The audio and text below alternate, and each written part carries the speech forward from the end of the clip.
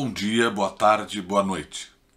Mais uma vez, estamos aqui, reunidos em nome de Deus, nosso Pai, de Jesus, nosso Mestre e Irmão Maior, e dos Espíritos Superiores, pedindo a ajuda e a proteção para que possamos, nos próximos minutos, elevar o nosso pensamento, deixar os nossos problemas de lado, as nossas angústias, o nosso sofrimento, e nos coloquemos em oração, em contato direto com o nosso Pai, em contato direto com a ajuda dos bons espíritos e espíritos superiores, dos nossos anjos da guarda, que, pela misericórdia de Deus, seja-nos dada a oportunidade de, refletindo sobre os nossos erros, refletindo sobre os nossos defeitos, sobre o nosso orgulho, sobre a nossa vaidade,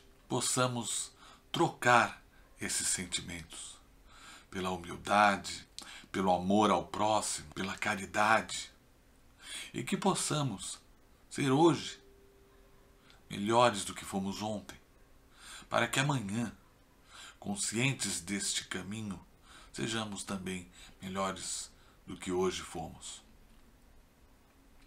É nesse espírito de oração, de momento único de reflexão que podemos fazer com a obra de Kardec, o Evangelho segundo o Espiritismo, que é o nosso manual de toda a moral espírita, baseada na moral do Cristo, em tudo aquilo que é irrefutável e irremediavelmente necessário para que evoluamos nessa encarnação que estamos, evoluamos neste planeta que estamos e consigamos compreender as palavras deixadas num primeiro momento pelas parábolas no Evangelho e depois esclarecidas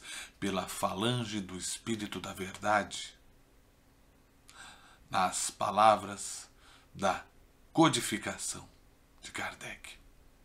Assim, abriremos ao acaso. O capítulo é o capítulo 23, Moral Estranha. O item é o número 16. Quando Jesus disse: "Não penseis que vim trazer a paz, mas a divisão", seu pensamento era o seguinte: não penseis que a minha doutrina se estabeleça pacificamente. Ela trará lutas sangrentas, para as quais o meu nome servirá de pretexto, porque os homens não me haverão compreendido ou não terão querido compreender-me. Os irmãos, separados pelas suas crenças, lançarão a espada um contra o outro e a divisão se fará entre os membros de uma mesma família, que não terão a mesma fé. Vim lançar o fogo na terra para consumir os erros e os preconceitos, como se põe fogo num campo para destruir as ervas daninhas, e anseio por que se acenda para que a depuração se faça mais rapidamente, pois dela sairá triunfante a verdade. À guerra sucederá a paz, ao ódio dos partidos, a fraternidade universal, às trevas do fanatismo, a luz da fé esclarecida. Então, quando o campo estiver preparado, eu vos enviarei o Consolador, o Espírito da Verdade, que virá restabelecer todas as coisas, ou seja, que, dando a conhecer o verdadeiro sentido de minhas palavras, que os homens mais esclarecidos poderão, enfim, compreender. Porá termo à luta fratricida que divide os filhos de um mesmo Deus. Cansados afinal de um combate sem solução, que só acarreta desolação e leva ao distúrbio até mesmo ao seio das famílias, os homens reconhecerão onde se encontram os seus verdadeiros interesses no tocante a este e ao outro mundo, e verão de que lado se acham os amigos e os inimigos de sua tranquilidade.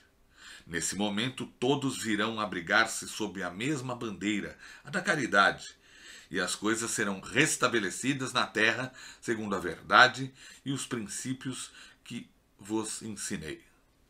O Espiritismo vem realizar, no tempo determinado, as promessas do Cristo.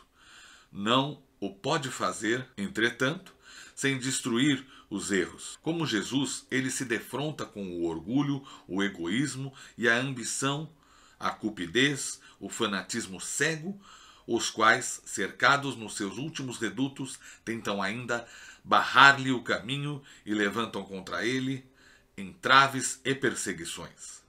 Eis porque ele também é forçado a combater. Mas a época das lutas e perseguições sangrentas já passou, e as que ele tem de suportar são todas de ordem moral, sendo que o fim de todas elas se aproxima. As primeiras duraram séculos, as de agora durarão apenas alguns anos, porque a luz não parte de um só foco, mas irrompe de todos os pontos do globo e abrirá, mais depressa, os olhos aos cegos.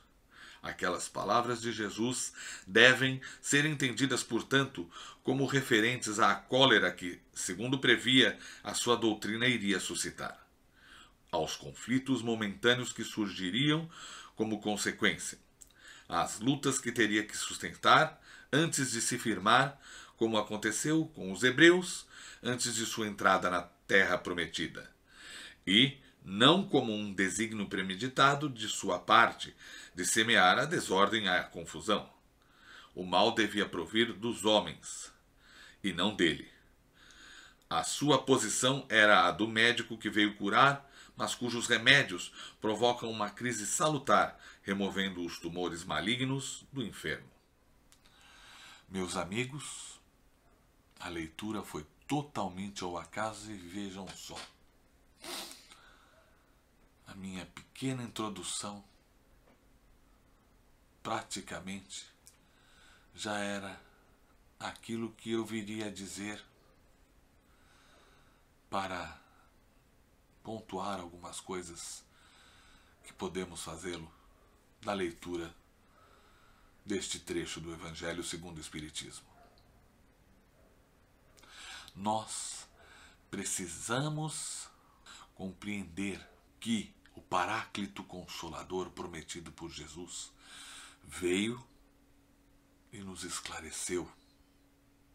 E precisamos tomar essas palavras trazidas e codificadas por Kardec para o nosso dia a dia, para que abandonemos o homem velho e passemos a viver, a vivenciar o homem novo, o homem caridoso, o homem humilde, o homem batalhador, sem dúvida, mas de uma batalha contra si mesmo e contra aquilo que nos leva para trás, que nos leva a nos ligar com vibrações baixas,